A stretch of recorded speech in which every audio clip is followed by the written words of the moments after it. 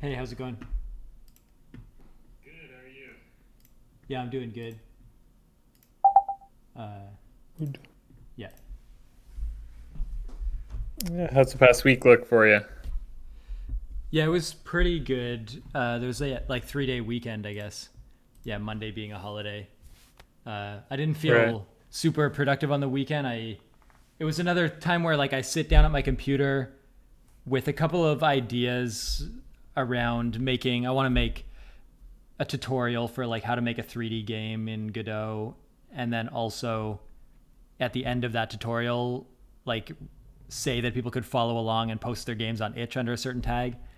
And so that's sort of Hmm. that's quite like motivating, but I don't really have anything like the driving force behind it. Like it just feels a little bit. And then I had this idea: I'm gonna make maybe a 30-minute video where I just talk freely about this game, like Conquer, which I shared, uh, Nice. the free browser game. And I I think a Yeah. skill that I want to develop is the ability to just like sort of hit record and then freestyle monologue about a given topic, and then sort of like ship that as a video. I feel like if that would sort of skip the script writing process and cut out some of the editing that's necessary, and that would cut down on Hmm. the cost of putting out content. uh, and maybe maybe like several of those kind of videos would inform then like a more well edited video. I would see like I'd have ideas recorded and different footage recorded, and then I could cut all that or re-record into a more coherent, like streamlined video. But Right. uh, Yeah. but then that stuff too, like Practice. whenever I see a good internet personality just straight talking about something, it comes across as so authentic and like nothing's hidden, and you feel like you can see their whole Hmm. process. You really feel like the way they think about stuff, the way the hotkeys they use or menus they go to, or uh, like their thought process. And that's that's actually, here's the thing: is I need to start playing Outer Wilds, and I still have it like downloaded, ready to go. So I have this Uh-huh. idea of this will be another sort of attempt at getting better at freestyle monologuing, which would be just have a screen recorder going when I play Outer Wilds for the first time. And my idea is I'll talk through to the audience about what I know about the game already, and maybe even my hesitations like to start it, even though I know it's going to be like a good experience. And then the idea of like sharing my first experience, and maybe I'll do some light editing where if I'm like reading a text in the game, I'll just cut that part out where I'm just sort of silently reading it, and then as I leave, I'll summarize it.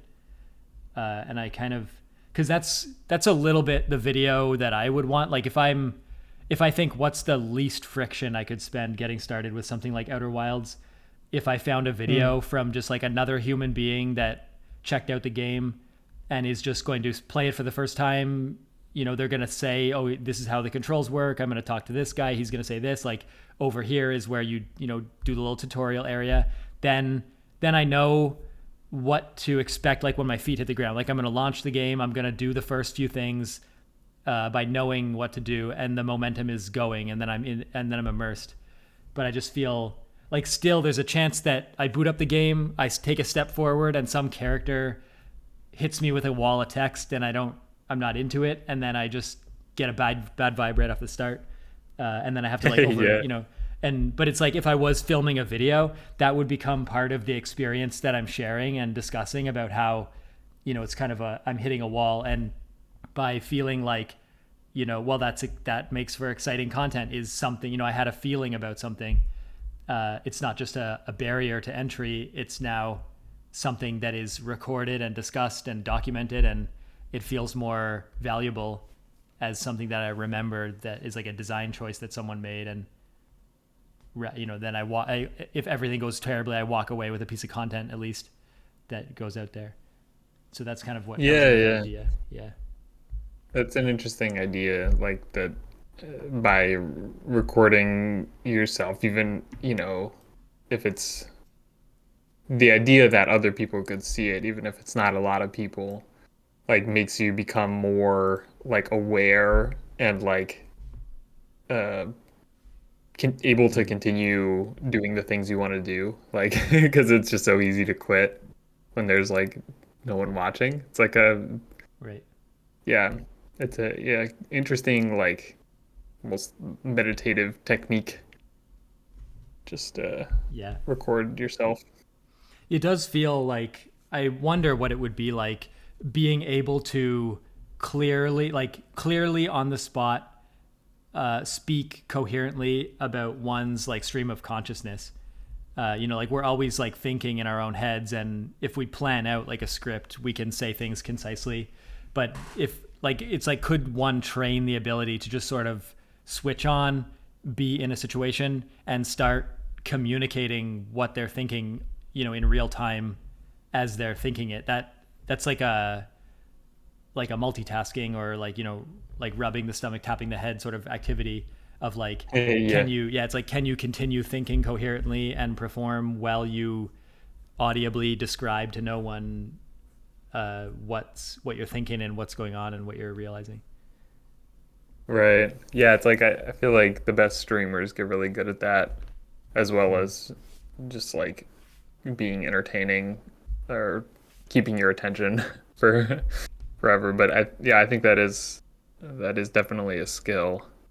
Sort of be able to keep talking and uh, Yeah. yeah, keeping it engaging. And even That's like, something maybe I it's do. there's a little bit of natural talent that would be necessary there to make it actually listenable or entertaining, but it seems like such a good way to carve out like a rough draft of something, because that's really, I to make a good Godot tutorial, I kind of would have to just throw on the screen recorder and talk through some of what I'm doing as I build a game, like with the intent of not publishing that recording. But then when I'm done, I sort of have like a loose audio track that I'm gonna like re-record over, that's explaining some of the parts, and I can see the flow, and then then it's time. Then I can go back, build the exact same game while I'm intentionally recording the certain parts, and Right, right. yeah, and even then, I'm still actually puzzled about the timing of like when I say, the next thing, like click here, open a tile map and do this. I don't really know. Sometimes, like if I'm just recording in silence with mouse motions, then later then I have like audio that I recorded elsewhere. It becomes like add a freeze frame to time it right, or slow down the mouse motions, or like you have to time the edit to the audio. Whereas if Right. I could just talk as I'm doing it, that would be more timed automatically. Uh, but I still don't have a good. Yeah. Even if I could do that, I feel like there'd still be issues actually with that, of trying to get the visually what I'm doing to be in time with the audio, and there isn't just like quiet zones where like the mouse is going across the screen or something, or uh, I have to talk for like 30 seconds, and it's like, what do you show on screen when that's happening? If you don't have, especially if you have to, would you like relaunch Godot, record something, that sort of visualizes what you're saying? That's Right. kind of the harder stuff to do. Yeah, I find with like the chess analysis videos I've started doing, like it basically it has to be done live. Like there's no Oh yeah, uh it good doesn't. Yeah, it way certainly to doesn't go feel back and natural. edit it. Yeah, Yeah, it feels weird and like no one else does it like that, like scripted or like heavily edited. So yeah, it's and just like chess yeah. live, you can do the arrows. You can like right click and create those arrows on the board, Right, yeah. And it's a and lot of then yeah, like that's kind of fun yeah, to. sort of moving the Yeah, pieces in time with saying something. And it's like, yeah, there's just a lot of little things that would be way too much work to try to like script or pre-record. yeah. It's interesting. Yeah. It's a good forcing function for just like, all right, we're gonna do it live. Did you check out this Conquer IO? I sure did. It is very good. Yeah, Have been playing for a couple hours now and yeah. loving it. It's an Yeah. awesome. I Yeah, we could talk through like the rule set, because I'm quite impressed with the mhm. simplicity and the value they get of that rule set. And then just when you start getting into the campaign, there's tons of maps, and they all feel just human. Like every map feels like there's like an aha moment where you realize this is where the battle's being focused, or this is the choke point, and you step there, and then the tides Right. turn. And I'm getting into some harder levels where it's almost approaching like a little hardish like puzzle, where it feels that there's a couple optimal moves at key points which you have to do, or else Uh-huh. the enemy's like one step ahead of you. So it's becoming a bit more of like a puzzle solving. Like you have to rush to the Right. choke point, and some Yeah. maps you got to like restart 3 times and just rush in different directions and see what's the most favorable or something. Narrow puzzle. And I Yeah, I read love it. I mean, it's like, sorry, go just ahead. that in the description of the game, the dev that made this said he was inspired by like a previous game, and I clicked that, and there's at least one game that's like a much simpler, more like 90s era version of this that I imagine Uh-huh. had a similar rule set, and then this is like a improved clone or something. That's cool. Yeah, I clicked on that as well. I didn't play that one though. I just Mm. saw that Oh it yeah, sort of Sean looked somewhat O'Connor similar. is yeah, yeah. Uh-huh. Yeah. I mean, yeah, the game is like you can feel free to, add on or correct me. Like basically Risk with like only a few additional units, like 4 units, 3 that get used most of the time. And so it's like, yeah, a mix of like Risk and the board game Diplomacy a little bit, with like there are more, yeah, there's like a few more rules, but it's quite simple to learn, but there's a lot of depth. And yeah, I mean, back in the back in the day, as maybe could be guessed by my love of chess, I was really into Risk, and played on there's this website that I think is still around called Conquer Club. And I do wonder if if this person knows about that. But Conquer spelled like normal. And on that site, which is like funny how low, like it looks like an old website, but I think it still has quite an active player base. And there's just like uh, thousands of Risk maps and variants and like rule sets that are like some of them are like absurdly complicated, and it's like to learn like one map well is like takes a long time. And yeah, I used to do it. Yeah, it's like this whole subculture. And yeah, this reminds me of that, except I think it's like it feels even more sort of satisfying, and I think the rule set, at least thus far into it, I think is very intriguing. Yeah, it seems like a very solvable rule set. Almost like it's very deterministic. If if the player and Hmm. the enemy make the same moves, it will end the same. It seems every time. Given that, I don't think there's any sort of random other than like the start state of the board. It feels kind of like Go in Yeah. some ways. Yeah, where because sometimes you're trying to encircle the enemy or cut through their territory. And if you can time it right, you can just kind of sprint across and take their castle, or cut like their territory and weaken them greatly. And then they have to sort of spread out their pieces to defend the key borders to prevent you from like intruding. And there's a little bit of, yeah, it's like if there's undefended territory, you can take it, and then when you take it, you're defending it. They can't take it back unless they have like a superior unit. But if you sort of anticipate they're going to make a superior unit, and you do it first, then it'll be a draw, and like you'll keep your territory, and then more territory is more gold, and you can take more territory once you get like a runaway effect. Yeah. Right. Yeah. One thing that I like so far is like I feel like the snowball effect. Like in Risk, the snowball effect can make it kind of like, well, once you know that snowball kicks in, like the other people can just leave. But in this, it feels like, well, it's like I mean, so far you can only play against the AI, which I'm also extremely impressed with. I mean, I put it Yeah. on hard difficulty because I like Mm. the challenge and all that, but I'm like very impressed by the level that the AI plays at. I mean, yeah, I'm still obviously a beginner, but it's like, okay, like they're making plays, there's tactics, like yeah, it's the combination of like there's less snowball and there's a few more tactics than in regular Risk. Like there's yeah, there are clever ways to like and in mechanics about like stranding units and um Mm. yeah, the risk reward of like do I upgrade to this knight that's gonna cost a lot to upkeep, but it can take out all their castles, you know. Yeah, It's the upkeep yeah, is it's cool.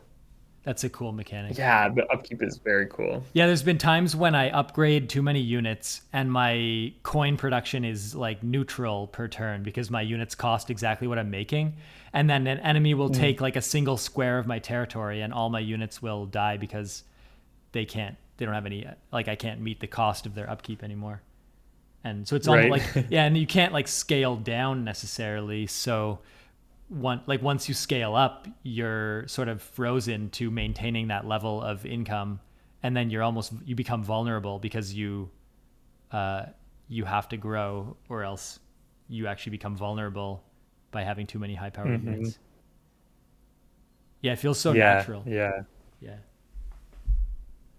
Yeah, good game. I'm very inspired by it. Yeah. One cool thing too that I found was there was a map where there was like two opponents on the other side and I was on one side, and I made like a defended border, which sort of meant that both of them were like weaker to each other than I was to either of them. So they were sort of Uh-huh. fighting back and forth, like they were cutting off each other's units, and every time they did that, it's a massive like loss of power for either of them, and it just makes me stronger like relative by like I'm just maintaining this one border and they're sort of like cutting away their resources from each other in like a zero. They're like both taking away, and then yeah, I just sort of wait there and until I am stronger. Yeah, yeah. That's like totally good like risk strategy is Mm. like if you can have just one border then to attend to, then you're like that's a huge advantage strategically usually. Yeah, I'm like I'm starting to think that like the castles might be a little overpowered to where like but yeah, I'm They're still not sure. expensive It though, right? feels like really well balanced. But Because sorry, what did you say? uh, those castles, they I guess they keep out anyone except for the knight can just kind of walk in and eat the castle. But the castle is kind of expensive. I could see like if both sides are playing optimally, like spending money on a castle would put you like 20 coins behind. Then if the enemy gets a knight, they just win, because you can't catch up in time. Like you sort of would have to almost like forego the castle to match the pressure the enemy's putting. So with like optimal play, you're sort of racing to the knight, and if anyone takes time to like put a castle, maybe only in like some circumstances would it be like it would stop them long enough for you to build up to prevent a otherwise like quick loss or something. But I haven't been Right. using. I haven't had like enough money to buy castles, and then once I do, I usually just buy a knight, and then that starts the snowball effect. If they get a knight like a turn before me, then it's always like over for me immediately, almost. Uh-huh. That's so Yeah. funny. Yeah, I play it so differently. At least, Mm. yeah, thus far I've been like, okay, I think castles are the way to go because it's like, well, I guess yeah, it totally depends on the map as well and how many other factions there are. But I'm like, okay, if there's a lot of other factions, it's like too much of an investment to go for a knight early because the upkeep is so high. But the castles, like the upkeep is low. So as long as you can afford it, then it's like it's such a huge disincentive for them to try and take back the territory. And Right. yeah, I don't know. It's really yeah. I like that it's like you can also have different play styles that feel viable. Yeah, the thing I found that I've been doing is like I'll just run everywhere as fast as I can, and then as soon as I sense that another player will get like a guy on a horse or whatever, like the pikeman. Like I guess there's like foot soldier, Uh-huh. pikeman guy, and then knight. And like as soon as they might get a pikeman guy, that would mean that none of my territory is really defended because I just have soldiers everywhere. So I'll Yeah. make pikemen. Like I'll try to, if they'd make it and kill me, then I'll use one of my three hearts to go back one turn and then make a pikeman Uh-huh. like before they do. But then once I have a pikeman, I'll just place him at a location where because another pikeman cannot enter any space that is directly like adjacent to my pikeman, and so I'll just put him at like a chokehold point, and then no one can pass by him to access like any territory that could only be accessed like through by going through the pikeman. And so then Uh-huh. I'll have like a scattering of pikemen the at like 3 points, and they will all be sort of acting as like a gateway that won't let anybody that's less or equal to a pikeman through. And then at some point they'll fight each other or they'll leave, and I'll just slowly get more territory. And then if I see they get a soldier, I'll do a soldier, or if they get a knight, I'll get a knight, or I'll be able to take a like I'll jump forward and take a castle or something. Yeah, yeah. Yeah, that's cool. Yeah, it's yeah, different approach because I was like, oh, like it's so like what you're describing is like pikemen as sort of like mobile castles, just like defending these choke points. Mm. But I was like, oh, they have higher upkeep. But there is the being more mobile, they can also like go on offense and sort of mm, have the opportunity to take territory as well as just hold it. And yeah, it's cool. Oh yeah, I guess I I love wasn't. that it's Is it true so that deep. like the pikeman is 20 and the castle is 20? They're both the same cost. Is that what it is? Or I castle might be thought 40. so. Yeah, I forget what it is Um, because I feel like I never they're see both the 20. castle. Yeah, if they're both 20, Yeah, that's they're both actually 20 and yeah. I think that yeah. that could be an improvement on my strategy. I see what you're saying that like the pikeman is free. Yeah, placing a castle frees up like extra money coming in every turn, and that means you just have more units that can push on other borders as the castle just stays there and locks the whole thing down for like most of the game. Yeah. Yeah, Right, I right. usually do have a Yeah, that's shortage of how units. yeah. I definitely always have like Right. I get a unit on all these places and then I'm really stretched in. There's always like a key turn where everything crumbles or everything goes forward because I just have just enough units to cover all my positions. So yeah, Right. a Yeah, castle once you would get all the be units, yeah. it can be make or break. Like, all right, I got to take them out or else I'm gonna Yeah. have a rebellion and lose all my units. Yeah, I'm watching like Andor kind of these past few days at the same time that I'm playing Mm. this, and so it's been actually, what was I thinking most recently that oh, I played this game like for a couple hours in a stretch a couple times, and then last night I feel like I was kind of semi dreaming about it in that I was starting to think of like learning music production and video editing and a little bit about game development, and then as you place down these different skills, sometimes you can all of a sudden combine them into like something, a victory in some, like you can make a video that passes a new threshold of like territory. And I was thinking about the Hmm. same way that you sort of place units and place your bets, and then sort of move, like sort of expand your territory and then go for like a victory on this conquer board. I was thinking the same thing in terms of yeah, like placing down little videos here and pieces of content there and there, and then at some point you can like triangulate and uh, take the next important step like forward. That's funny. Yeah, like the Tetris effect of conquer subconscious mind. So yeah. Yeah, I get that with the when I'm playing a lot of chess. I get that with chess all the time, where I notice I'll wake up from a dream and I'll be like, I was dreaming about like these chess positions, but like in my head it was all like a metaphor slash just directly related to like some real world issue that I was thinking about. Like, and it makes perfect sense in dreams, but yeah. Yeah, it is funny how our brain's in a state where we'll just kind of go with anything in a dream, and then if you think about the dream, it breaks down like immediately. Yeah, yeah. And it's Interesting. interesting that there's no multiplayer in this Conquer game. It seems like fairly low hanging to just make a clone of this game, strip away everything except make it multiplayer. But maybe it would be like you'd have to sort of have random maps that are fair. So you have to determine that like a map is fair and random, and but maybe Right. against a human, like maybe there'd just be like an obvious thing to do every time, and it wouldn't be that Yeah, there eventful. was there was some the um maker did something about it on the FAQ. Um, what did they say?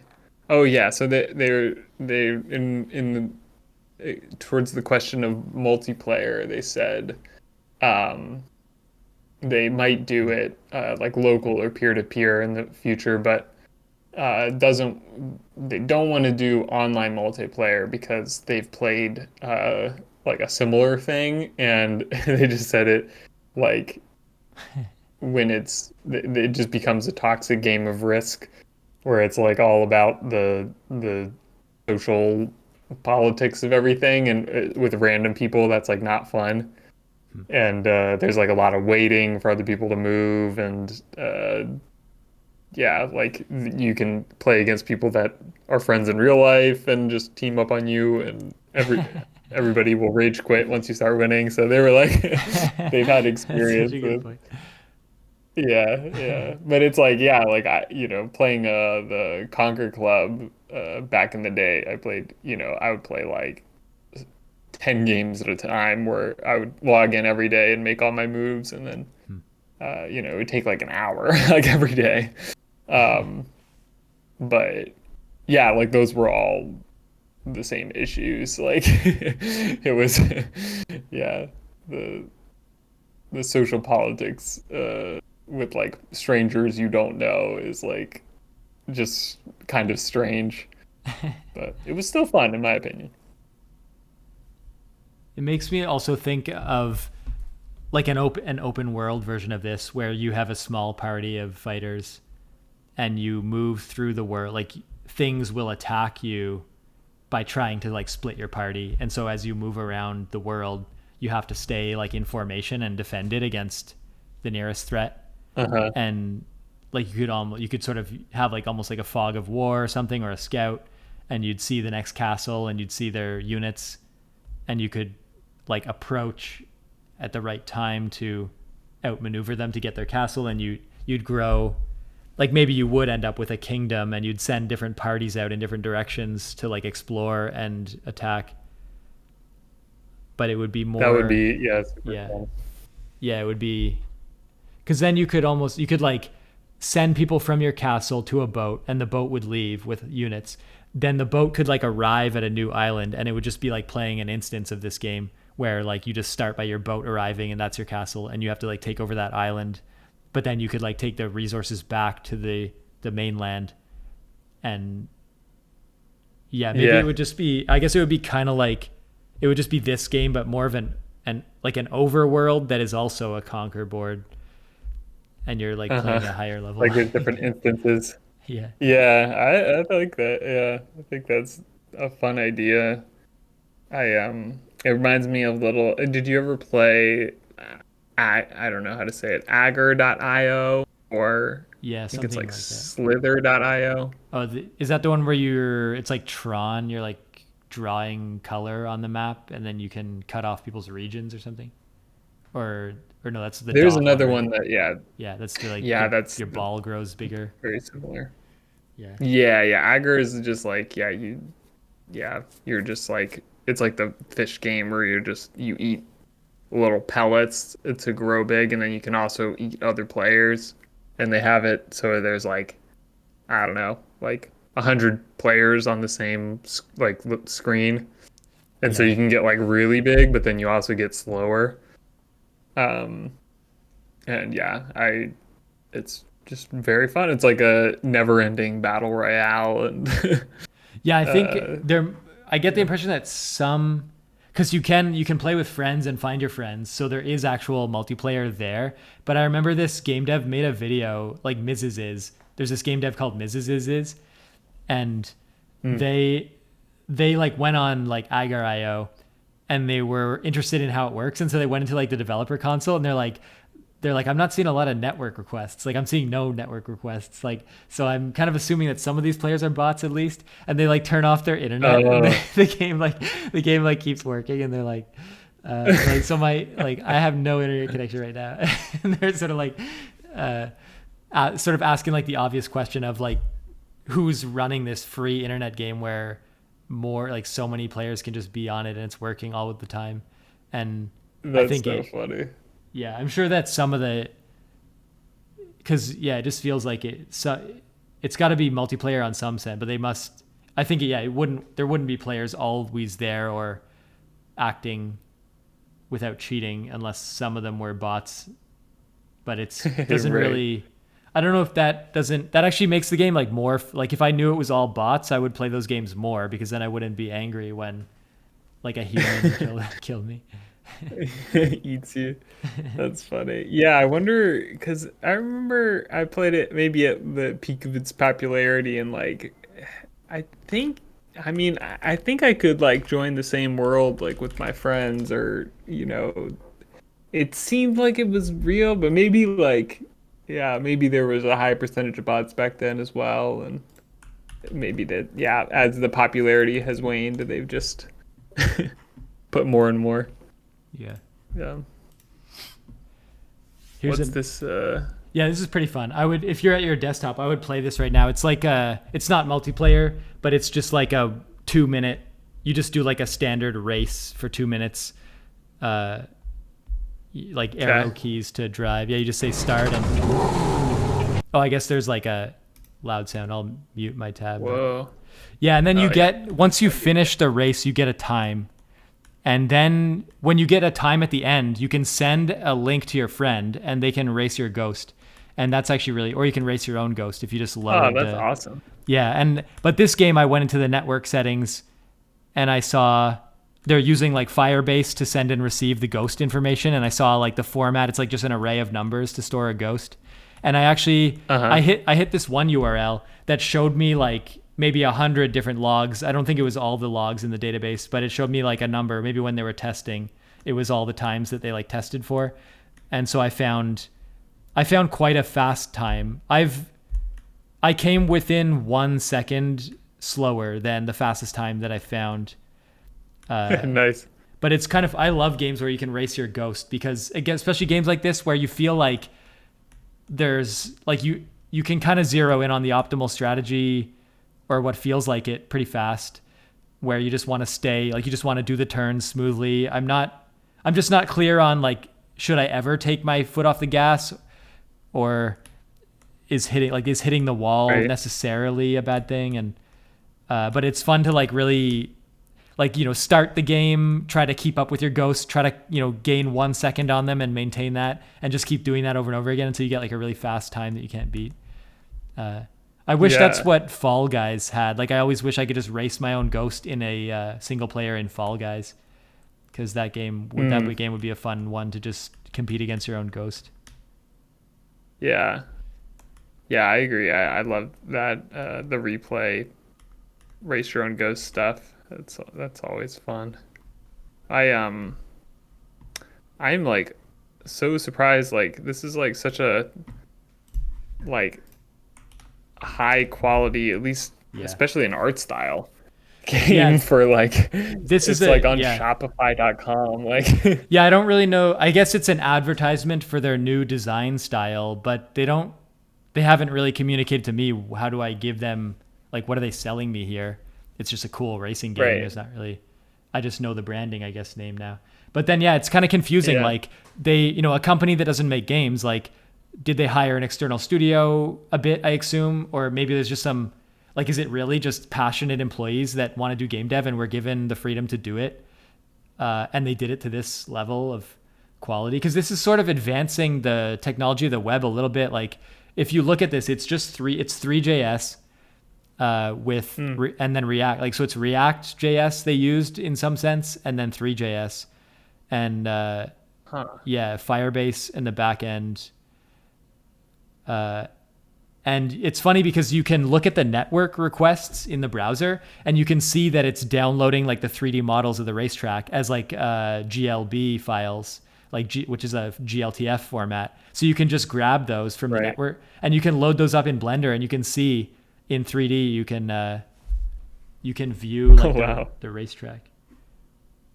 That's so cool. I had... You can just, load them right in.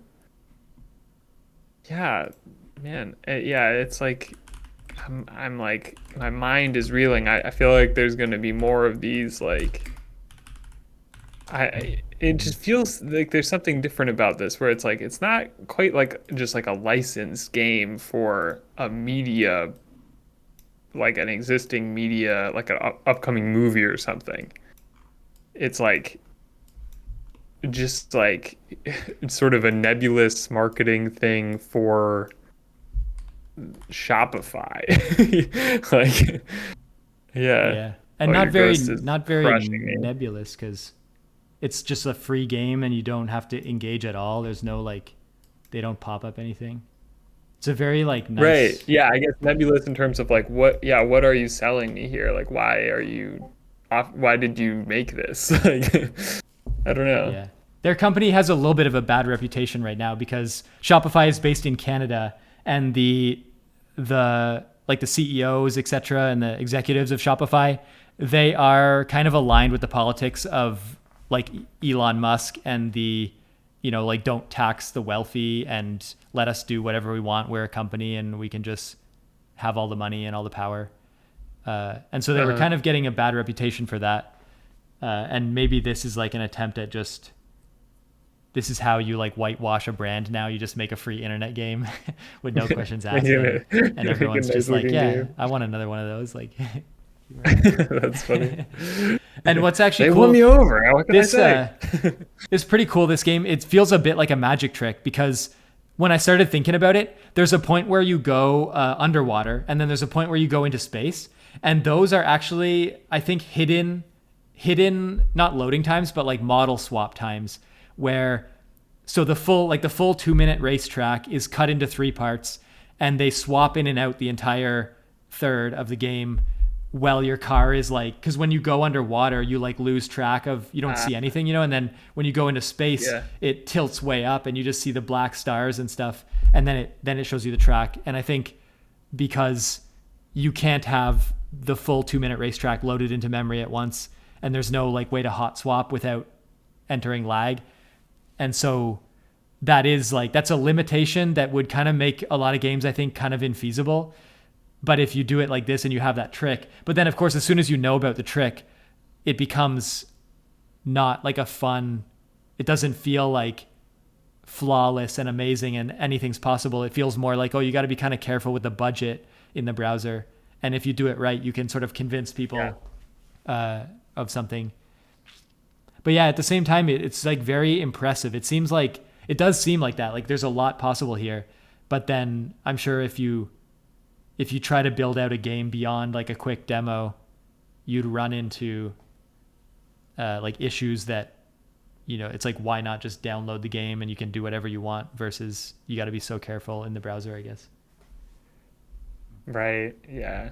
Yeah. I feel like browser games, it's like, I mean, I don't have a ton of knowledge about it, but it seems like it's like, it would be so nice, just accessibility wise, to just have like this where it just loads up instantly in the browser, but it does seem like more of a challenge for all the reasons stated.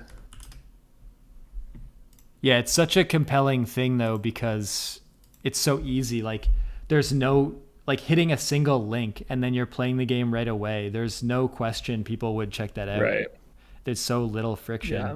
And then to share like the time with the URL, it's a little bit of like a social, like you send someone a link, they click the link, and they're just racing your ghost asynchronously. So it doesn't even have the friction of you needing to be online at the same time when they want to sit down and play. You're sort of interacting asynchronously, almost like sending a text message, but it's like sending a game, like a message in a game. There really is a different way of communicating being sort of created there, and Totally. different people are taking shots at it. Yeah. Yeah, like you sent me the link with your ghost, and like, Mm-hmm. I played it right away. It took 2 minutes. Like, yeah, you destroyed me. But it was like super fun to like just yeah, do that so quickly. Yeah, it's fun that you Yeah. can like it's like, and it's not even one race. It's like you can just replay my ghost over and over again until you win, and then it's like you get to feel good too if you want. Like, you can Uh-huh. like it's not like a one-off Send you race back where mine. you don't get a chance to like compete again. You can just sort of Right. perfect and exploit and everything. Yeah. Yeah. Yeah, I feel like yeah, it reminds me of like the the genius of the Wordle developer. Maybe they borrowed this from somewhere else, but that they were like, "Oh, like to just the ability to share." Do you play Wordle at all? Uh, yeah, I must have played at some point.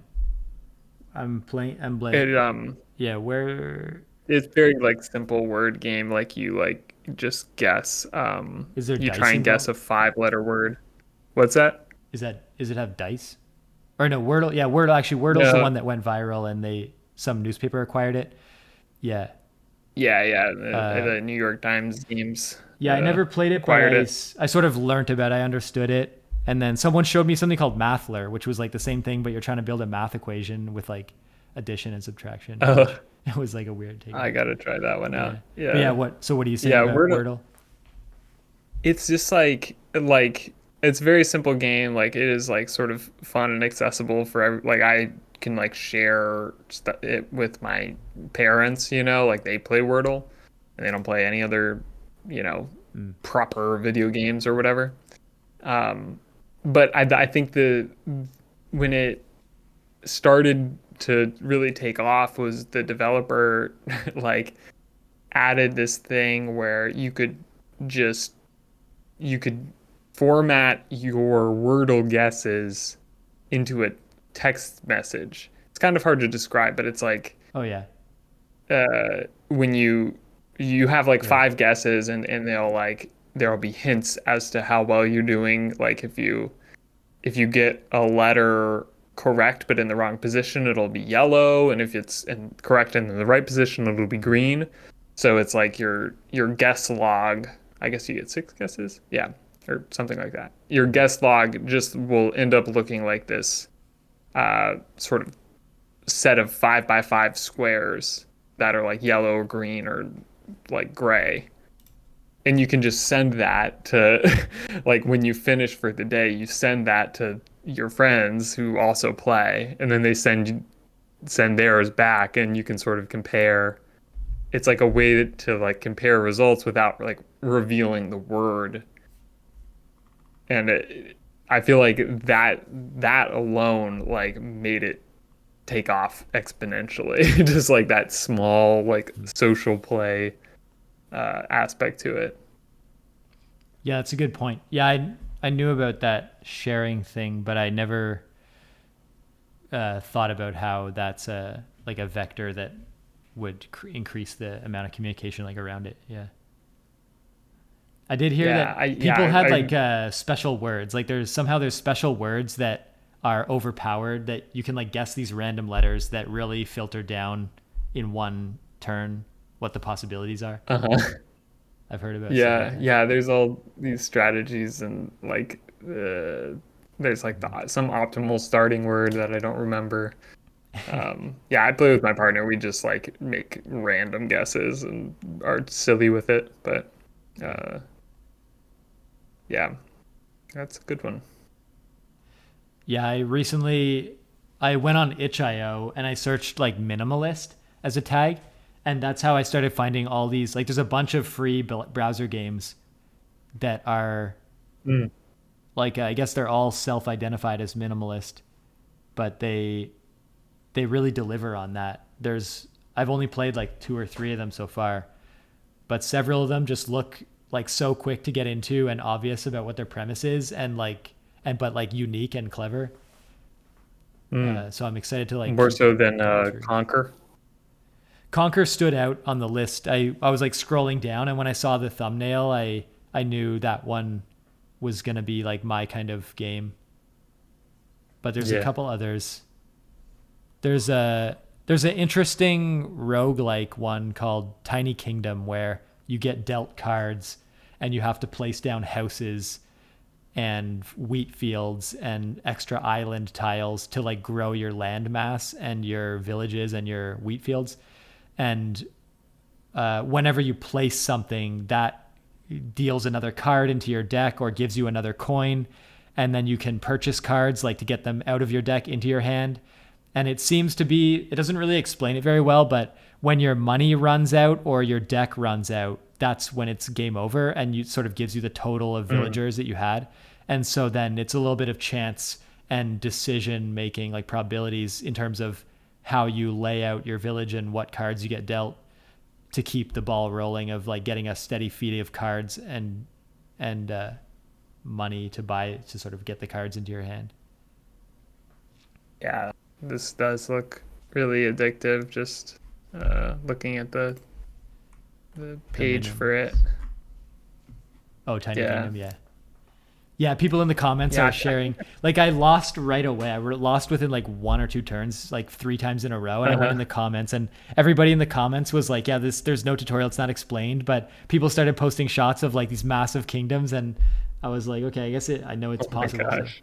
so I played a couple more times, and yeah, I started to get a sense for how yeah, they said it's very punishing at the start. Like if you don't know what to do, you'll kind of just lose pretty fast. But then once you get the ball rolling, it still feels like you can die for no reason, no fault of your own, which is fine. It's sort of like Uh-huh. a fun. I really think these are the perfect games because like if you just need like a 15-minute break, you can just open up this browser window and play one round and probably die within 15 minutes. And that's just like the perfect little experience to sort of do something like in between Yeah. things. Yeah, yeah, for like in between games. Just like Mhm. fun browser based. Yeah, that's a good. This looks a little like a stripped down version of Dwarf Fortress or something, like with the uh complexity um and the map size. Oh yeah. But Once it yeah, gets big, and yeah, also it's like yeah. lack of under like tutorialization. It definitely starts with like one square of grass and you just put a house on it. Uh, so it starts like super simply. Hmm. Yeah, I made it I think to like Nice. How 148 people, which would be like that was only like 20 or 30 houses or something that I had put down. nice. Yeah, I want to try this one out as well. And then I played a horror because this one it's at a 1 minute long horror game about closing the garage door at night. And I usually don't play horror games, but I was like, yeah, like 1 minute, that actually sounds like a compelling way to tell a quick story to add a horror element. Uh, Oh and it man. was pretty Okay, interesting. should I play this one? Yeah, Oh, nothing. if it's only 1 minute. Yeah, I was going into it, I was scared because I'm like, is there going to be a loud noise? Is there going to be something in my face? But there's nothing like that. Nothing, it's only, yeah, it never crosses the threshold of like annoying scary. It's just like there's some creepy stuff you're not sure, and then it sort of wraps up without uh leaving you traumatized or something. Okay. It just said I cannot tell if this came from the browser or came from the game. There was just a little pop-up that said it has control of my printer. Oh, Is that interesting. I Did you never get saw No, I that? never saw that, but maybe I could see that. I don't think there's anything related to printers in the game. uh but I don't know Uh, that. that would be an interesting thing it could do. Is like, you know, you go to your printer later and you're like scared because it's like, oh, the game is coming after me. Yeah. Oh, has control of my pointer. Oh, Whoops. okay, I yeah, I misread saw that that. one. I got I got scared. I guess Okay. 3D first person games have to do that. Actually, I just realized that like Conquer doesn't because it's 2D and the mouse can stay free. But then if the Right. pointer's looking around, yeah, it has to be taken. And I noticed that when I was playing Conquer, I started playing this, and a couple times it was a bit annoying that my pointer, like, I had to hit escape to do something else and come back. But I guess there's no way around that actually with 3D. Right. You could share your screen if you're playing right now, unless the game ends Oh. before it even boots up. Yeah, it might be near the end. I guess, yeah, I didn't listen to it with sound. I don't know if that changes. It just stopped halfway this time. I think I saw like a little red hand. Oh. Yeah, same for me. Oh no. Yeah, I really enjoyed seeing that hand the second time. Like first time, I think there's nothing. Then there's the hand, and it's like, oh, here we go. Like there's another player. Yeah, that's good. It's good how it sets it up too. It's like your mom and dad are out. You know, it's just you in the house. They're like, make sure the door closes, but sometimes it gets stuck. And you're sort of feeling like, oh, if I uh, can, you really in that mindset of like, if I get this door closed, I'm totally safe. You know, uh, That's funny. yeah. The Yeah. creepiest part is when it looks like a spider when it comes in, but then once the guy stood up, I felt like it was more. It was a little bit nice. It was just like nice. It was like kind of silly or something. Uh-huh. Lost its hold on you. Yeah, I definitely, yeah, the vibes of like you're just barely old enough that like your parents leave you at home, but like still not old enough that you you wouldn't be terrified. I Yeah. definitely, yeah, felt that.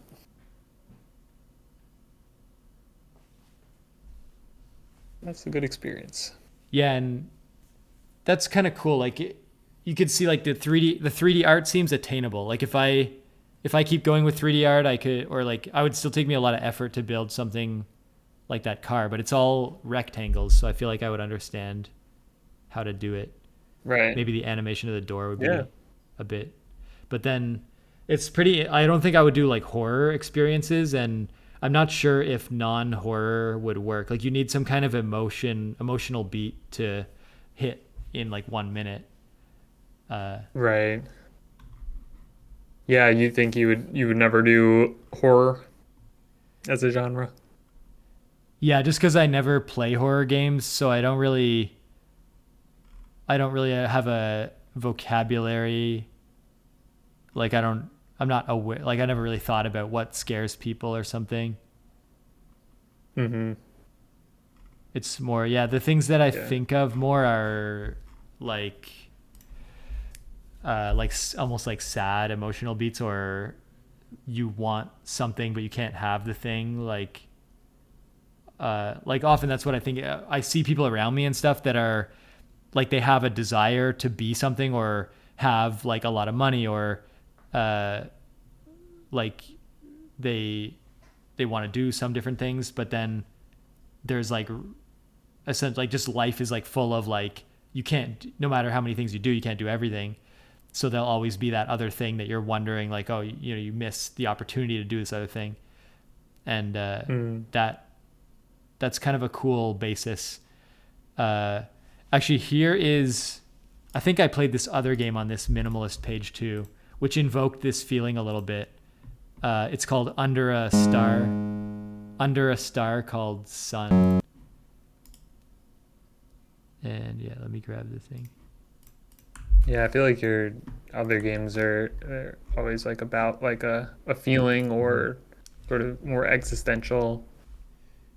Yeah, for whatever reason, Which I really like that, just the gravity of sitting in something like that, and yeah. just because I feel it plays well to a game because it's like you are sitting at a computer, you are just doing a thing because you're not doing other things, and here is a thing that's going to reflect the what the state that you can fully encompass, which is just like you are a human, you are doing an activity, you are looking for connection or entertainment or something, and this game is gonna just sort of reflect that back at you or just make you think about that in different ways.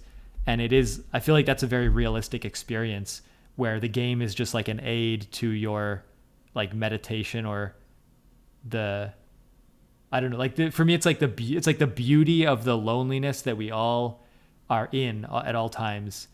Mm. The like a game is like a non-human environment, like yeah, it's just very interesting that you like here we are alone in our own minds, in our own bodies, but this is a world that you can like explore that is also has no person in it. It's just a game of NPCs or places, and that is what the real world is, except for there's ostensibly people in the real world, but like we don't, there could just be like they like what are they a lot of the time other than NPCs or something for how much we interact with other people or something like that. And that's just that's like very interesting landscape to like reflect on and think about. But this game, the Under a Star Called Sun, there's this little pixel guy like in a spaceship, and some of the dialogue at the beginning invoked like a sense of like this guy has someone back on Earth or somewhere else that they were friends with, that I think one of the lines that opens is like, when will you make it out to Melbourne? And it made me feel like, did the creator of the game live in Melbourne? Do they have a friend that they would like them to come to Melbourne, but they haven't? And so it feels like they might as well be in space on a space station for how much they don't see like the other person or don't communicate with them. But then to put that, on a space station in like a literal way in the game, that, but then the problem I have with these games is like, I don't know why, but I fall off them very quickly. Like I read those opening phrases and I do the first few rooms and I feel like, oh, I get this. I've experienced like the tone that it's going for. And that's what that's enough for me. Like I don't need to have the full cycle of the narrative play out or something, or I can't handle it almost or something. Yeah, I feel that. Yeah, I feel like your sort of description of games reminds me of in A Thousand Times Resist. I loved the concept of communions as it's like a, a narrative beat in the game that you go on these communions with, where you can see the memories of clones of you, basically, or the original clones and others, and but then it sort of becomes to stand in for something more that is like just like learning about other people's experiences, learning history, like experiencing art created by others. I think about that a lot, like the game like this Elegy for a Cosmonaut, or it's called Under a Star Called Sun. It's like, like I mean, who knows exactly how much of this relates to this person's real life, but whatever it is, like the art that they created, like I do feel like I'm being taken on some sort of communion. It's like there's something being expressed here by this artist. And I think it's just like a really powerful idea. Yeah, some people have such a like at the beginning it says it's a Bitly game, and I think the Bitly game engine is just a simple engine for making pixel games like this. It sort of gives you the text box, the tiles, like you make your own tile set, but then it has some way to lay out the tile set and add sounds and text boxes and interaction points or something. So it handles some of the framework stuff. And so I think the overall style is in like the Bitly style, like it's a limited tile set or something, like limited pixel grid game. But what the person did with it, there's a couple of interactions that are very like where it suddenly becomes like from a 3D perspective or a top down kind of, or the way you interact with some switches or something. I think it was very creative how they made that happen, and it really pulls you into the game. And but then I can see that same creator has a couple of minimalist games on this page, and they have the same sort of Bitly engine style. And that's just kind of, it's crazy when I see someone who like they found like a voice and they've made like several games in the same style that have just such a focused and like coherent narrative or like message or something. Yeah. It's interesting. Some people have this talent to like work, make like infuse content with value or meaning or something. Yeah. Yeah. I love discovering stuff like this where that resonates. And then you also find out that like, oh, they've made like four other games and they're all sort of like have the same artist voice. Yeah. Hmm. Very nice. Yeah, I get that with all the comics I've been reading recently. It's like if I found like a couple of writers that I like really love, and I'm like, oh, like they've written like five other massive like series, and it's like, well, I have plenty of reading now for forever.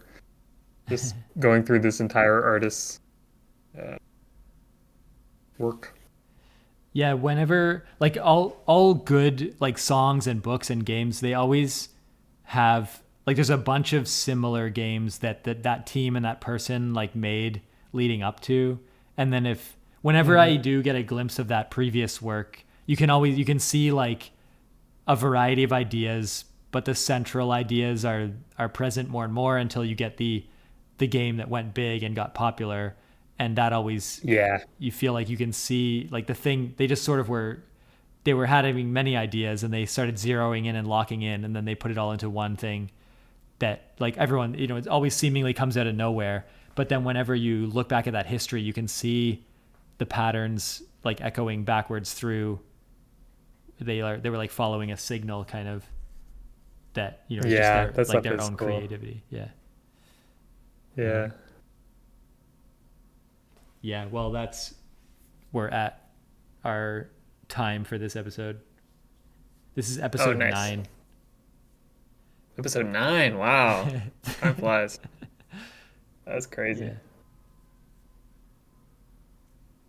Oh yeah. Then Yeah. what are you thinking? Do you have any goals over this next week? Ooh, good question. Yeah, this past week, yeah, I was sort of dominated by just like hosting some family, and then yeah, I had some other sort of family issues and stuff, and so yeah, not a Mhm. not a ton of work created, and I think that might continue for a while, and I yeah also might be traveling Mhm. uh this weekend and go to um Cincinnati for a few weeks. Um, so yeah, TBD basically, but I do hope to I hope to continue the chess like videos, just like daily ones. I think that's like been fun. And then I also Mhm. want to learn FL Studio. Right. Yeah. I'm still working on FL Studio, but more maybe a little bit. It's like my lack of understanding of music. I need to sort of find some musical ideas and sounds that I like, and then I will have something to play around with inside FL Studio that starts sounding good. Mm, nice. Mhm. Yeah, what about you? Yeah, and maybe I guess my goal over the next week would be to make about a 1 hour long ish video into Outer Wilds. I'll do just like my thoughts and what I know about it and what I discover in like the first hour of gameplay, and I'll Sweet. see. Yeah, I'm expecting many of these to be not high quality stuff because it'll be like my initial like finding my what I would call like my freestyle voice of just unscripted Uh-huh. talking, and experimenting with what can I do. Yeah, like what happens to be the good things to talk about, or the how much can I actually like solve a puzzle while I'm talking about it. Like I assume I would be terrible at that, so it may like but I think it'll almost be like an exploratory video of what feels like the right thing that I can do for an hour in a game like that, that is not like a Yeah. stretching my abilities of, talking or entertaining, but, and then also easy, but adding, some kind of, maybe some small unique take, other than, it's not just like a rote, like showing it off, like adding some kind of my own thoughts or something like that. Yeah, that sounds like a very fun experiment to run. Yeah, I Yeah. look forward to if you end up making that. Yeah. Yeah, The, I played mhm. a little bit of Outer Wilds, but then I like spoiled it for myself, and I was like finding the controls like a little bit difficult Right. in a way there. I was like, I could easily like get past this, but I'm just like, I don't know. Maybe someday I'll go back to it, but Yeah. yeah, based on what I know, it seems pretty awesome. The more entertaining, like highly edited video that I might take a shot at is, I played like the game Jasant, the climbing game. And Uh-huh. so what I might do with that is, I was thinking that I would make a video where I kind of briefly just show off like the mechanics and how to play, and what the game, like how to, what the game asks you to do in terms of climbing. Then I would get to like a plateau in the game that has like, that's overlooking something, and there's a little bit of the village or like ancient equipment like around me. And then I would try to get into like almost like a, not like stand-up comedy, but like I would just kind of riff on things. Sometimes I feel like in my head, sometimes I think about like a game like Jasant, and I think about almost little like bits, or I guess the closest, Uh-huh. like, like the golden standard is like the donkey videos, where he'll have a bunch of cuts together. Like, have you seen like a donkey video? Yeah, yeah. Yeah, he basically like Yeah, he'll, he's I fun. don't know how he makes those, but he plays like many hours on stream, then he takes these little bits, and then I'm assuming he like records voice over the video after the fact to get the I comedic think so. yeah, Yeah, and maybe a mix of the both.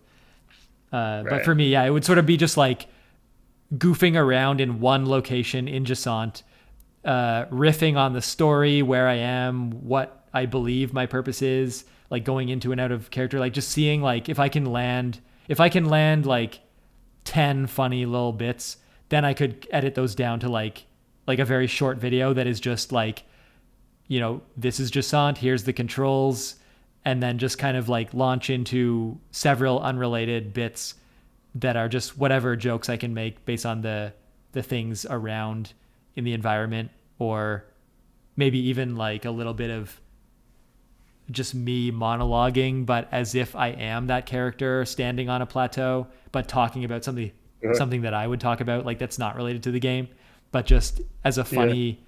I like that sort of funny thing of like, oh yeah, my I'm from the desert and my family's there, and I came to this plateau, and like I'm searching for water, and just like get that flowing, and then sort of find like the little blank spots in my head in terms of like, I actually don't understand what this game is about, so I'm just gonna like make up little things, and see if, if I get to like a funny bit, then that's what I'm kind of Right. interested in. Can I then like cut it so that it's just like a bunch of like sort of, yeah, I guess I would call it like riffing or messing around or having fun, just like guessing at what, look at something on a table, like a little prop on a table, and just guess some funny use for that, and then cut to the next like clip or something. Yeah. Oh, that sounds fun. That's very fun. Yeah, Mm. I did one that maybe has crossed the, like several years ago. I did one for the PlayStation 5 when it came out, like the white alien looking. I guess that's PlayStation 5. It had like the wings. It Mm. looks like a jacket or something. I did like a bunch of, I just like, yeah, I sort of came up with a bunch of funny sayings for it, but it, to me, it's a little bit like cringy somehow. I think because the way my tone of voice was, it was a little bit leaning too hard into where I was trying to be like more expressive than I am capable of. So that makes it sound a little bit like I'm trying harder than I should or something. And that makes it, but otherwise I feel like that I had some funny things in that video. And so I'm picturing a similar Yeah. thing with, Nice. yeah. Yeah, that sounds cool. Yeah, there was some comedian on a podcast that I sometimes listen to. They made the point of like, yeah, like for like aspiring uh, entertainers and comedians, like you got to try to climb Cringe Mountain. And I thought I always like that. Or it's like, yeah, like it's gonna feel a little cringy at times, and you just gotta kind of push through and like, yeah, get over that feeling, which That's is funny helpful thinking for of me. 'Cause- like an actual mountain climber just climbing a mountain, but like trying not to do it in a cringe way. But it's like it's so serious and life threatening that it's like, how could it be cringe? But it's like uh, they're That's trying not good. to do like a parody of climbing, but it's like you still gotta climb, and there's a lot of stuff you just gotta do. It's not a cliche if you just have like safety ropes. Yeah, the free solo guy, just like like, yeah. Yeah, that is actually kind of a funny like that. I hadn't.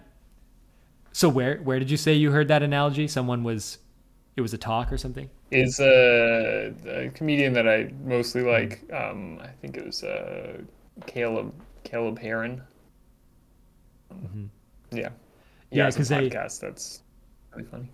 that's an interesting analogy, the mountain, because it's making me think of one way that seemingly you can avoid cringe is by just like getting the job done. Like forget everything and just do the job, which it could be to have a funny joking video or whatever. But it's like if you're climbing a mountain, like the reason climbing a mountain is not cringe is because you just do the stuff that you need, to survive, and you get to the top of the mountain, and that's what it's about. And there's no way to get there. I'm pausing now because I'm thinking of like if you're just like riding like a Sherpa to the top of the mountain, I guess that's cringe. If you're like posting on Instagram and riding some like other person that's carrying you or something, Yeah, then that would be the like, yeah, doing it in like a dishonest way. But yeah, like climbing a yeah, mountain though, it's so clear. Like if you just want to do it in an authentic way, you just do it and you put in the effort, and then it can't be cringe if you're trying, sort of if you're pushed to your limits, there's no room for it. And then in other things, but I guess it's a slippery slope in other areas where like if you're just doing a comedy routine, like there's no way to like try hard, and trying hard actually is like a mistake.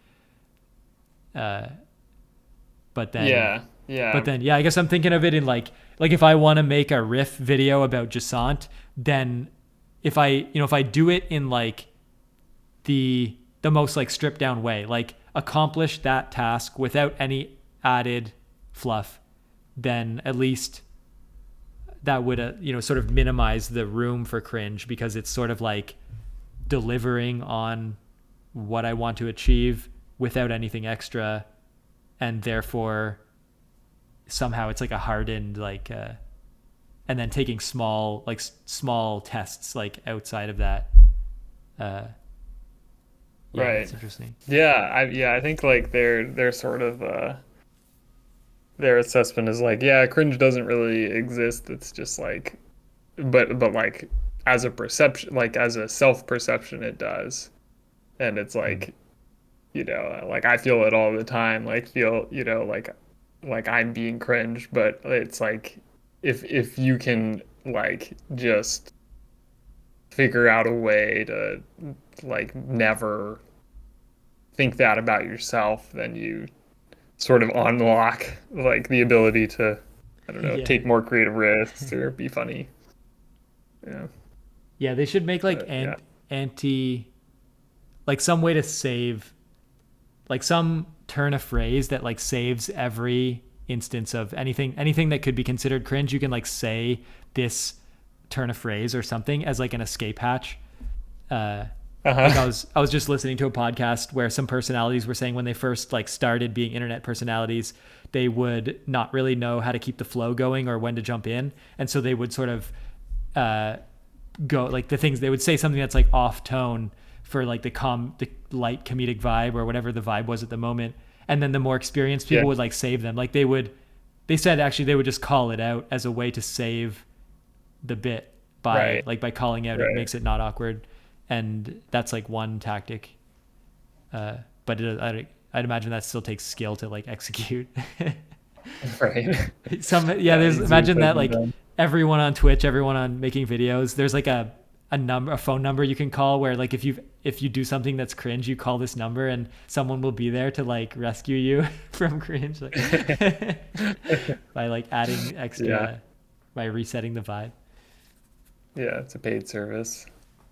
That would be kind of Yeah, a that's good. funny just like random cringe videos that then end with like the person in the video picking up a phone and being like, "Hey, cringe hotline," like, and Yeah. but yeah, and then actually like, yeah, I don't know, maybe Like that would, you yeah, were fine all along. It was just have confidence. yeah, Good. yeah. All Well, right. another successful, Good uh, talking. yeah, Gotta go make some dinner, but yeah, I think I will probably be in Cincinnati when we talk next, but I think I'm hmm, still down to talk. Hopefully my audio will still be good. yeah, Maybe I'll bring my little microphone. hmm. Hmm. I'll figure that Yeah. I out. think But anything would be fine. Yeah, yeah. Yeah, I could just do yeah, through my phone or something, worst case. yeah, Sweet. Well, have a good evening. yeah. I'll see you. Yeah, you too. Bye.